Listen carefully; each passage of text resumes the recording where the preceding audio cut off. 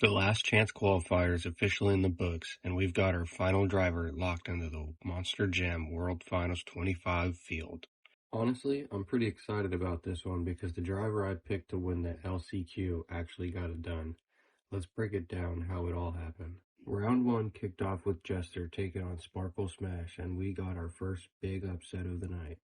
Sparkle Smash knocked off fan favorite Jester to advance, ending Jester's World Finals run. Race 2 featured Vendetta taking on El Toro Loco Yellow. Most of the race it looked like El Toro Loco had the win locked up, but Vendetta charged back late and made the pass to steal the victory in an exciting finish. Race 3 featured El Toro Loco Nitro taking on Plain Crazy.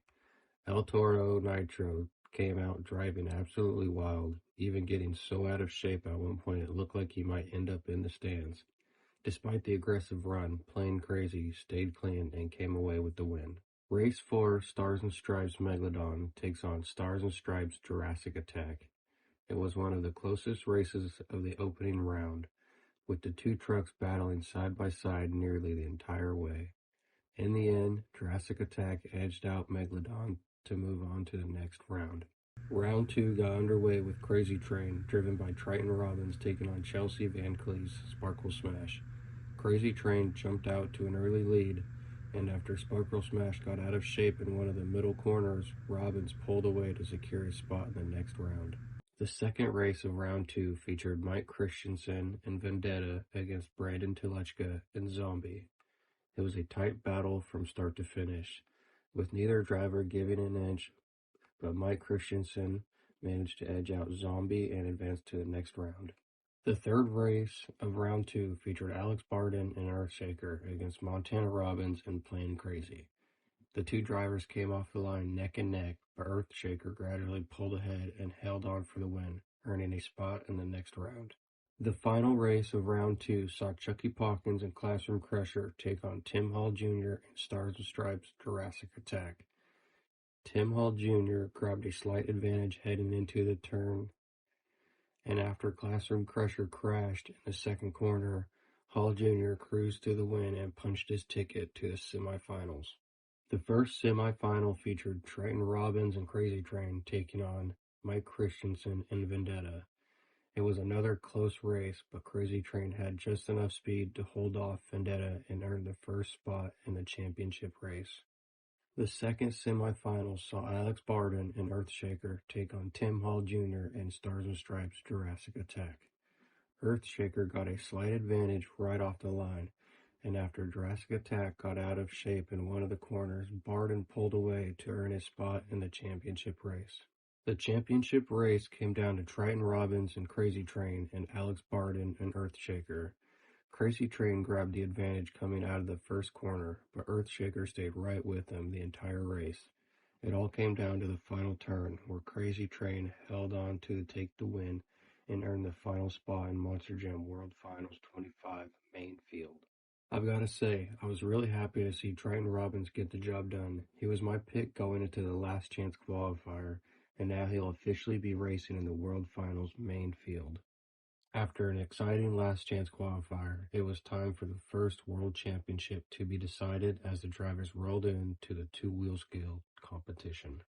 The two-wheel skills championship kicked off with Tony Oaks and Stars and Stripes JCB Degatron. On his first attempt, he carried a nose wheelie for a moment before the truck lost power and dropped back to all four tires. On his second run, Oaks held another long nose wheelie before attempting to transition into a backflip, but he wasn't able to complete the move, receiving a 6.338. Next up was Ryan Anderson and Son of a Digger.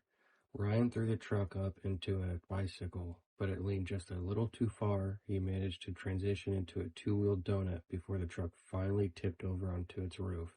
Even with this spectacular save attempt, the run earned a score of 5.433. Tristan England followed up in JCB Digatron and went straight into a nose wheelie, then transitioned into a moonwalk before bringing it into a stoppie. He tried to save it as the truck balanced on one wheel, but it tipped too far and rolled over, ending what was already a wild run good enough for a 6.141. Armando Castro was up next in El Toro Loco. He started with a nose wheelie before transitioning into a moonwalk. From there, he charged towards the ramp sideways, looking like he was about to crash, but somehow saved it in a slow motion to complete the run, earning a score of 6.243. Then it was MJ Solorio in the yellow El Toro Loco. He kicked things off with a nose wheelie while using rear steer with smoke pouring out of the bull's nose. From there, he transitioned into a moonwalk, carried it up the face of the ramp, and set it back down cleanly. The impressive combination earned a score of 6.760, putting him into the lead. Tim Hall Jr. was up next in the Stars and Stripes Jurassic Attack, and he put on one of the most entertaining runs of the night. Before he even started, he tossed the steering wheel out of the window, then launched into a nose wheelie, rocking the truck back and forth before carrying it into a moonwalk. He finished by kicking the truck into backward somersault, nearly driving away from it before crashing. Even with the rollover, it was an incredible run. Brandon Telechka was next in Zombie and put together one of the cleanest runs of the competition. Using the center ramp, he carried a nose wheelie, lightly tapped the rear tires before popping right back into another nose wheelie. Then he transitioned onto one wheel, held it for an impressive distance.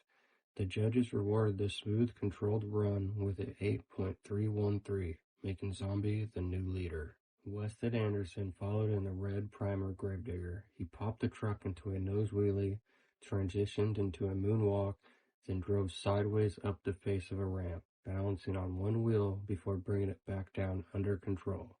The run earned a 6.772, keeping him just outside the top spot.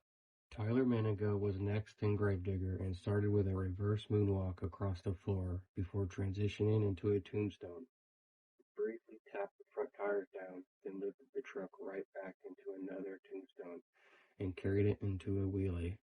Tyler went for another front tire tap, but the truck shut off, forcing him to set back down.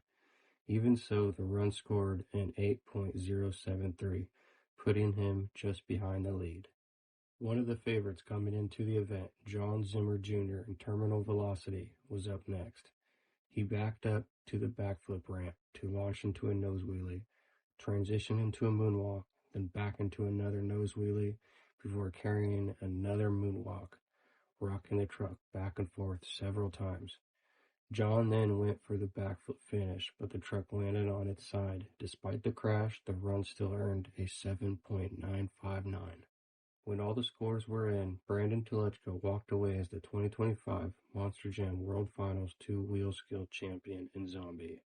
It was an incredible performance in his very first World Finals appearance and proved he absolutely deserved to be on the stage.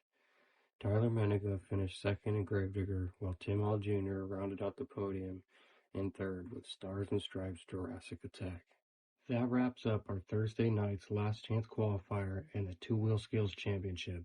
Congratulations again to Triton Robbins for racing his way into the World Finals main field, and to Brandon Telechka for his incredible first World Finals appearance, taking home the Two-Wheel Skills Championship.